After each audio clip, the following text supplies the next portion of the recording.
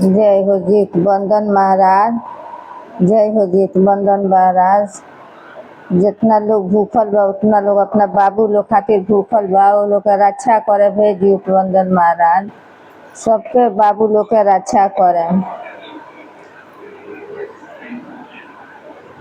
देखी लो हम जीत बंदन महाराज के कथा कहतानी, खूब ध्यान से सुनब लो। काहे से जे अब कितना लोग जाने ला, कितना लोग ना जाने ला, कथा कितना लोग सीखले बा, कितना लोग नखे सीखले। अपन नहा धोआ के आ बस वो टीवी पर खोल देव लो, कथा सुनब लो। जीत बंदन महाराज के कथा सुनल एकदम जरूरी है, एकदम जरूरी है। जे जीवतिया भूखता ओकर कथा सुनल जरूरी है। तो एक जना रहले, राजा रहले। एक जना राजा रहले तो ऊ माने सब केहू एथी कइल, सब केहू उनका घरे बियाह पड़ रहे तो सबके घरे ऊ दे देले रहले। सबके घरे गेहूं के घरे धान दे देले रहले आ देले कहले जे कूट पीस के हमरा घरे शादी है, सबके ले जाके चौपाई। तो पहले के युग रहले जे मशीन उशीन ना रहल, हाथे लोग कूटी, बियाह होके चाहे शादी होके हाथे लोग कूटी छाटी। तो सब ऊ चल गई रही, एक जनी रहली तो खेत में चल गई रही धान सोहे। अब आवतारी तो अब तो सबके ऊ तो कूट छाट के दे देले बा, पीस कूट के। ऊ बेचारी ना देहले रही, ना देहली तो कहतारी का माने मजाक में कहली जे अब कामना बेरा सूखी तो कामना बेरा गेहूँ धोए तो कामना बेरा सूखी तो हम पीस के देव राजा के घरे। ना देव तो राजा तो घर से निकाल दीहन, गाँव में रहे न दीहन, बड़ा जुलुम करीहन। तो बेचारी कहतारी हे भगवान, माने मजाक में ऊ कहली जे हे भगवान हमार गेहूँ सूख जाई तो हम भगवान जी से हम बियाह करे सूते। अब कहली अब तो इतना ना घाम भइल जे धान गेहूँ सूखियो गइल, पीसियो देहली, दे आइली। तब कहतारी जे अब हम का करी, अब तो भगवान जी से हम कह देले बानी, अब तो भगवान जी अइहन। बस जाके केहू के घर में लुका गइली। लुकैला के बाद में अब एगो लइका के बैठा देली जे केहू आई नु तो कह दिएसन जे ऊ नइखे, ताला मार के चल गइली। अब तो वही भगवान जी आवतानी तो कहतानी जे कहाँ बाड़ी है, ताला लागल बा। तो लइका कहल से नइखी, कहीं गइल बाड़ी। बस ऊ तो भगवान के शक्ति रहे, केवाड़ी खोल के उनके अंगना में पेशाब कर दहने आ पेशाब कह के चल गइनी। अब तो इतना सुंदर साग जामल गेनहरी के, इतना सुंदर साग जामल। अब ऊ तो लइकवा जाके कहता जे भगवान जी तो अइनी है, चल गइनी। अब गइली, अब उनका जैसे घर में ढुकतारी तैसे नजर पड़ गइल गेनहरी के साग पर। अब तो गेनहरी के साग कटली, बनवली, खइली। अब उनका तब पेट में गर्भ रह गइल, रही कुंवार। अब रह गली, अब लगली कहे जे दादा हो, सब लोग गाँव के लोग का कुली कहे लागल जे कुंवार बिया कामना के संगे ओ कुली माने अटर सटर लोग लागल बोले। तब वो बेचारी करो तो का करो। अब 9 महीना भइल तो दूगो लड़का भइल, जन्म लिहलो, दूगो लड़का जन्म लिहलो। तो अब लोग जेने लड़का गुली टार खेले जासन, कहीं गेंदा खेले जासन, कहीं गोली खेले जासन। तो लोग लइका कहसन भाग बिना बाप के लइका, भेग बिना बाप के लइका। अब तो इंगा सब लइका रोज आवेलो, रोज रोवेलो जे माई कहले हमार बाप के ह बताव। तो केकरा के बतावस, कह से बाबू समय आई तो हम बताए। एक दिन के बाद में स्कूल में लइका पढ़े गइले सन, ओमे लइका लगले सन रिगावे, कहे बाप बिना बाप के लइका, बे तोर बिना बाप के लइका। अब लइका तो अठान कठान डाल देले सन। डालला के बाद में अब कहले सन जब तक बतैबू ना जे हमार बाप के हो तले हम ना खाना खाब सन ना पानी पिए सन। अठान कठान डाल देली। तब कहतारी सुनबा लोगे तो सुना लोगे। कुआर के दिन रहे, यही जीवतिया के दिन रहे। तो कहली सुना लोगे, तहरा लोगन के बाप भगवान जी हैं। आ तो कैसे भगवान जी ना भगवान जी हैं। आगा के रंथ चल जाई, एगो पाछा रंथ रही, बीच में जो रंथ रही उहे रंथ पकड़ ली है लोगे, उहे रंथ पकड़ लिया लोगे, उहे तहर बाप हवन। अब तो इंतजार में रहले सन, गाड़ी आई, गाड़ी आयल तो लड़का थे आगे के रंथ चल गल, पीछा के रंथ पकड़ ली हलो। तो भगवान जी कहले जे कैसन ही लड़का बाड़े सन जे हमार गाड़ी पकड़ ले सन, के हिम्मत कैसे बा, भगवान के गाड़ी पकड़ ले सन, रंथ पकड़ ले सन। तो अभी कहले सन जे कब बतावा लो तन के हुआ लोगे। भगवान जी पूछा नहीं तो कह लो जे हमनी के राउर बेटा है सन, हमनी के कोनो रास्ता दी, हमनी के बेटा है सन। अब ले के भगवान तो सब देखता ही रहले जे हमार चंच रंच हवे। बस का भल जे दोनों जगह पर लड़का लोग के बैठा ले आ कहले जा आज से तारा लोग इनके नाम हो गए।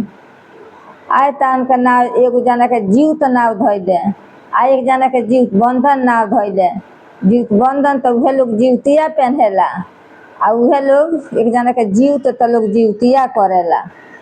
तो कहले जा आज से तारा लोग इनको हम दे देता नहीं, तारा लोग के हर एक माई अपना बेटा खातिर जीवतिया भूखियन साल भर पर, हर एक माई तन के जीवतिया भूखियन।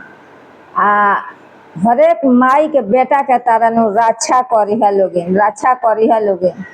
आ तारा लोगिन काट कूट से घर ग्रह से बचई है लोगिन।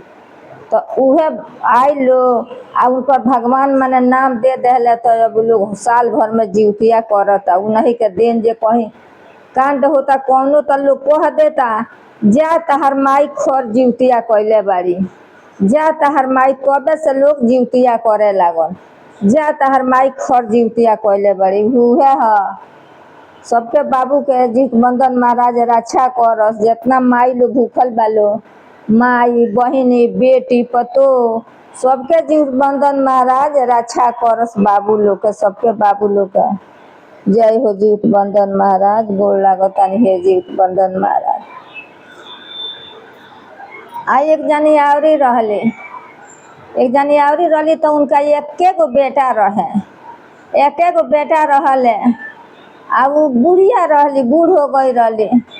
तो कहली जब तो बाबू के अथी बिहने साजी खान खाना बनवली तो कहतारी जे रह का करतानी जे बिहनऊ के चाउर डाल देतानी, दाल चाउर बनाए तानी, बिना भूखल है हमरा से उठल तो जाई होइले ना, कैसे हम उठ के खाए बनाए। बसु का कहली जे रातियों का के दाल भात बना देली सब्जी। आ बिहान भले पारना के दिने का करतारी उहे बसिया लगली खाए, बसिया लगली खाए, नहैली धोइली गोड़ लाग लेली आ उहे भात लगली खाए, दाल भात लगली खाए। बस का भइल जे बाबू सुता रहले उनकर।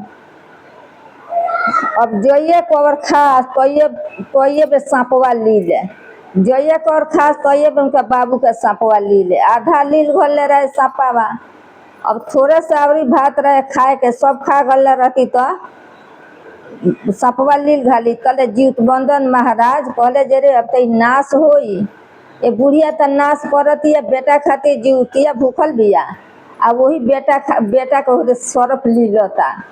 तब आके जीत बंधन महाराज कोनो माने रूप ध के, पंडित के रूप ध के आवत रे तो कहत रे ते खाता रे बसिया भात जितना खइबे उतना तोरा बेटवा के इतना रहे दे दादा खइले रहली आधा रहे, अब इतने पर रहे दे, इतने पर रहे दे। जो दाल भात बनावा टोटके जल्दी जल्दी बनावा, जितने मार पियबे आ भात खइबे गरम उतने सांपवा उगली। तो जाली जाली बनवली, बना के लगली रो चिल्लाए, बनावे लगली, बना के जोइए घोट मरवा पियस मरवा भात तो ये बे सांपावा उगिले। तो जब में मरवा सब पी गली, मरवा भातवा पी गली, सांपवा उनका के उगिल गहलस, उगिल के चल गई सांपावा। तो देखी लोगिन माई बहिनी बेटी पतो सबके हम कहतानी हाथ जोड़ के जे केहू भूखी केहू जीवतिया भूखी तो बसिया केहू मत खाई। जो बाबू लोग खातिर अपना व्रत करतानी तो व्रत के जे होखे ते बाकी मार पियल जरूरी है। बाबू लोग खातिरा। तो हेतना ली हेतना मार या भात अपन पूजा पाठ क के आ अपना जे बूढ़ पुरनिया के बाद चढ़ा के आ लेके हेतना मार डाल भात में मार डाल के पी। तो हमना के बाद जौन बुझाई तौन करी खाई। जय हो जीतबंधन महाराज, गोड़ लागतानी। जय हो जीतबंधन महाराज। वैसे दिनवा सबके लौटैया हे जीतबंधन महाराज। बाबू लोग के रक्षा करे हे जीतबंधन महाराज, सबके बाबू लोग के रक्षा करे। एक जनी आवरी रहली तो दू बहिन रहेलो तो एक जनी बहुत धनाद रहली। एक जनी एकदम गरीब रहली, एकदम भिखारी रहली। अपना अपना भाग तकदीर के कोई हाल ना जानेला। तो बहिनियों के घरे रोज कुटौनी पिसौनी बहिनियों करस, रोज कुटौनी पिसौनी करस। आ रोज बहिनियों खुदिए चुनिया देश। एक दिन पारन के दिन जया खाए नहाए के दिन एक दिन पहले गईली उनका घर। तो कहली जे बहिना रोज तो खुदिए चुनिया देलू, तनी आज हमरा के सोगहक चाउर दीह जे तनी हम बना के आज खाए बिना भूखे के बाद। तनी सोगहक चाउर दीह। उनकर सास कहली जे ए बहू रोज तो जालू कुटेलू छाटेलू फटकेलू, आज तन अपना बहन से सोगहक चाउर मांग के ले आई है जे बिना खाइल जाई। तो कहली जाए तू सोगहक चाउर खैबू। गईली मांगे जे बहिना हमरा का सोगहक चाउर दी है, तनी दाल भात बना के खा बिना भूखे के बा। तो बहन कहली जे सोगहक चाउर खैबू तू ई ना होई, कहा के गरीब गुरबाया हमरा बराबरी कहबू बैठे। आज ले जा खुदिए चुनिया। तो खुदिए चुन ले कर जितना फटकले रहली उतना ले अली। वही के रोटी पकौली, धोअली फटकली धोअली पसरली, पसार के जात में जाली पीसली। आ पीस के जे बिहने आज तैयारी कर दे तो बिहने पकाए खाए के। तो अब रोटी धो देली, बिहान भइल तो गली तो कहीं से एक मुट्ठी साग मांग के ले अली गेनहरी के। आ वही के पीस कूट के धैले रहली, पीस उस के तो वही के चाउर के रोटी पकौली। आ रोटिया पका उका के धैले रहली। तो कहीं से जीतबंधन महाराज एगो पंडित के भेष ध के आवता रे। पंडित के भेष ध के अइले तो कहता रे ए लक्ष्मी तनी कुछ धैले बाड़ू तो खाए के दो, हमरा बड़ी भूख लागल बा। बेचारी उ खुदिए चुनी के रोटी बनौले रहे, बाकी बहुत खुशी रहे। उ आई पंडित जी आई बैठी खाई। पानी दहली, चटाई बिछौली, चटाई बिछा के आ दहली। तब पंडित जी बैठले खाई। पंडित जी रहले माने खैले पियले साग रोटी। आई हम खुदी चुनी के रोटी पकौले बानी, गेनहरी के साग बनौले बानी। बहुत खुशी से पंडित जी के बोलौली आ बैठा के खियौली, रोटी देहली पानी देहली। पंडित जी तो खैले एकदम माने। तब कहता रे जे ए बेटी हमरा के तो खिया देहलू और नन क देहलू, तनी हमरा तो लेटरिंग लाग गइल, कहाँ हम करी। तो कहता रे पंडित जी कहाँ जाए करे, जाई हमरा चूल्हा के पिछवा कर ली। तो चूल्हा के पिछवा उ लेटरिंग कैले, उतना तो उनका बहाना रहे। मार सोना से उ झील दहले। तब कहता रे जे अब हम कहाँ अपन चूतर पोछी। आ तो आई हो दादा कहाँ पोछे, आई हमरा मंगिया पर पोछ ली। अब मंगिया पर धोइले चूतर तो सारा देह सोना से नहा गइली। तब कहता रे जे पानी हम कहाँ छुई, अरे माटी के घोइला में पानी बा, जाई हो जा। जब माटी के घोइला छुअता रे तो सोना हो गइल। अब तो घर में मड़ई टाटी के घर आ सोना से ढेरी लाग गइल, सोना से ढेरी लाग गइल। अब तो वो दिन बहिन तो ना गइली कार करे ना गइली जे अब तो उ अपने ही सोना उड़ासस पड़ासस चोरावस, कहाँ धरी कहाँ उड़ासी कहाँ पड़ासी दिन भर कैली। रात उनका महल पिटा गइल 2 ताला के। रात महल पिटा गइल 2 ताला के। इतना जीतबंधन महाराज में शक्ति बा, पिटा गइल। तब कहतारी जे अब आवतिया बहिनिया खिसियाइले आवतिया, कहतिया रे तू चौरा ना देनी है सोहब तो तू हमरा घरे कार करे ना गइलू ह। हमरा घरे काहे ना कार करे गइले रे, तोरा चाउर ना देन तब देखती है तो दुआर पर जे रे ये माने सोच के आई घर से कि हमार इतनी ये बात कहे बोकरा के कहते आवत रहे ना आइल करे ना देनी है चाउर तो आइल तो कहती है बाप रे ओकर किला देखलस तो ओकर घर तो हाथ एकर फेल होके लागल। आइल तो कहती अरे ई कुल धन कहाँ से भइल है रे, धन कहाँ से भइल है, तो कहत रे बहिना का कहीं तारा घर के खुदी चुनी ली आई रहनी है, पीसनी है, धोनी है, रोटी पकौनी है, तो कई पंडित जी आइल है तो कहल जे हमरा के खाना तनी द, तो उहे हम बैठा के खियौनी है। तो कहलन जे लेट्रिन लागल, तब तो बतौनी है चूल्ही के पीछे बतौनी है चूल सोने से भर गइल है। कह तारे चूतर कहाँ पोछी, तो कहनी हमरा मांग पर आके पोछ ली, अब तब सोना से देह भर गइल, भैला छुए गनी पानी छुए के तब भैला भर गए सोने हो गए। इहे तो हम कहनी है तब के आज बाप एक तो कहाँ से भन बा फेन गली धौल जातन हमू यहाँ करे, हमू यहाँ करे बस उ गली करे मार चाउर पसर उनका तो सूखे करे के रहे, चाउर धोली पसरली बनौली रोटी वोटी जेंगा जेंगा कहली तेंगा तेंगा सब बनौली।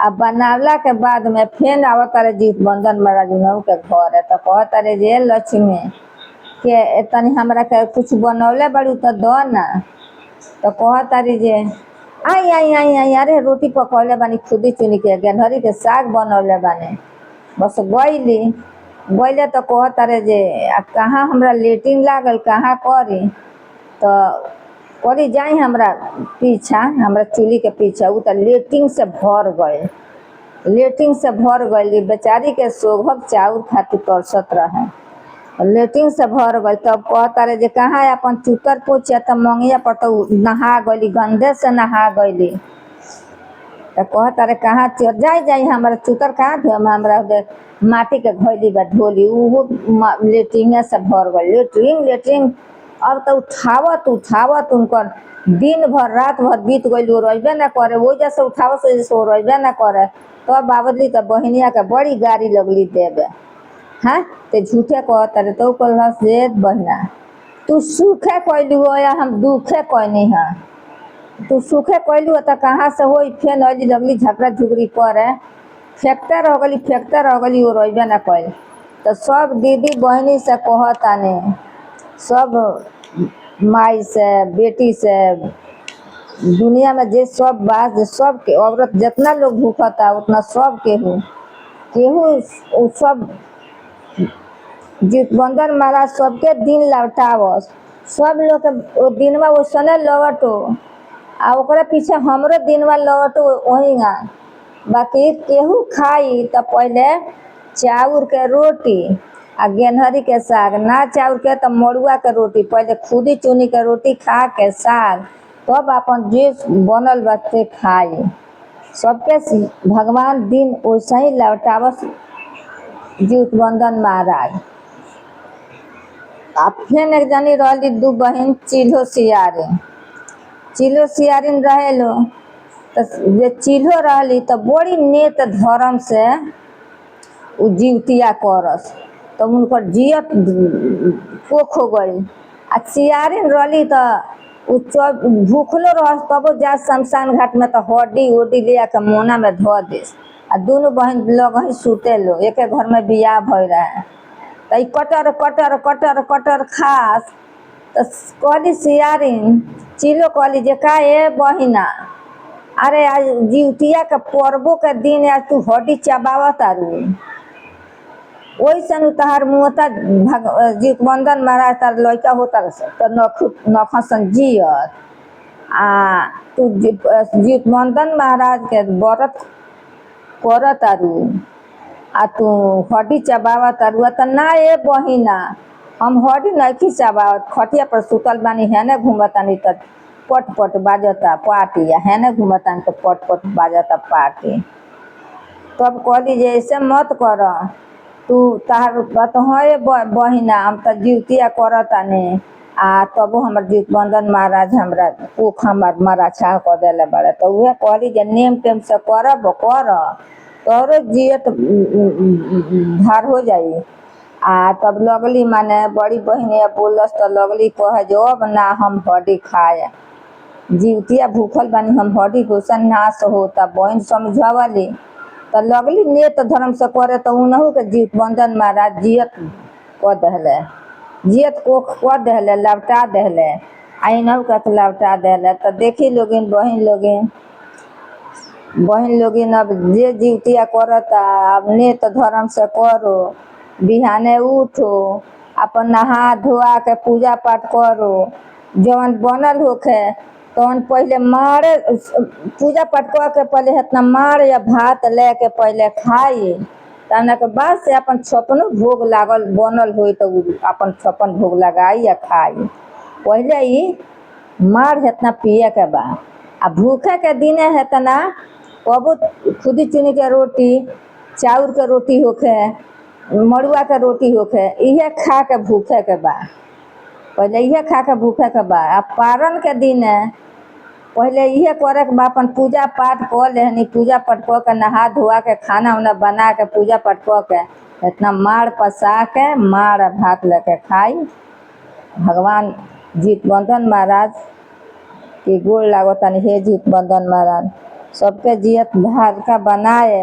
अब बाबू लोग के रक्षा करे, सब बाबू लोग के रक्षा करे। जितना लोग भूखल बा उतना लोग के रक्षा बाबू लोग के करे। जहाँ बाबू लोग तहाँ बाबू लोग के बढ़ंती करे।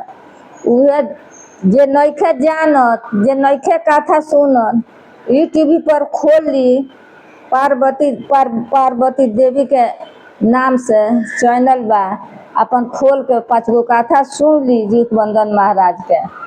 जे नइखे जानत से सुन ली 5 गो कथा। पंडित जी कहे तो उहे कथवा, आ हम कहे तो उहे कथवा। कथा सुनल जरूरी है। नहा धोआ के अपन जहाँ भी होके तहाँ अपन कथा सुन ली। यूट्यूब पर बा, पार्वती के नाम से, पार्वती देवी के नाम से बा चैनल, खोल के अपन 5 गो कथा सुन ली। गोड़ लागतन हे जीत बंधन महाराज, हो गोड़ लागतन हे जीत बंधन।